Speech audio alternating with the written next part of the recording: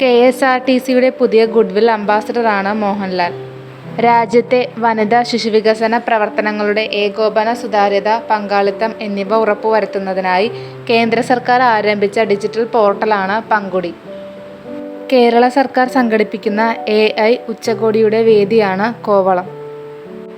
പട്ടികജാതി പട്ടികവർഗ ഉന്നതികളിലെ വായനാശീലം പ്രോത്സാഹിപ്പിക്കുക എന്ന ലക്ഷ്യത്തോടെ തദ്ദേശ സ്വയംഭരണ വകുപ്പ് നടപ്പിലാക്കിയ പദ്ധതിയുടെ പേരാണ് അക്ഷരോന്നതി. സംസ്ഥാനത്തെ ആദ്യത്തെ വർക്ക് നിയർ ഹോം കേന്ദ്രം സ്ഥാപിതമായത് കൊട്ടാരക്കരയിലാണ്. US സുരക്ഷാ പ്രശ്നം ഉയർത്തിപ്പിടിക്കുവാൻ ശ്രമിക്കുന്ന ഡെൻമാർക്കിൻ്റെ അർദ്ധ സ്വയംഭരണ പ്രദേശമാണ് ഗ്രീൻലാൻഡ്.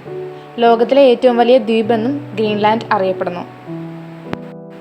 PSLV C-62 ആണ് 2026 ജനുവരി 12 വിക്ഷേപിച്ച ISROയുടെ പരാജയപ്പെട്ട ദൗത്യം. അരുൺ ഗോകുലാണ് ആധാറിൻ്റെ ഭാഗ്യചിഹ്നമായ ഉദയ് ഡിസൈൻ ചെയ്തത്. ലോസ് ഏഞ്ചൽസിലെ ഓസ്കാർ അക്കാദമി മ്യൂസിയത്തിൽ 2026 ജനുവരി 12 പ്രദർശിപ്പിച്ച മലയാള ചലച്ചിത്രമാണ് ഭ്രമയുഗം.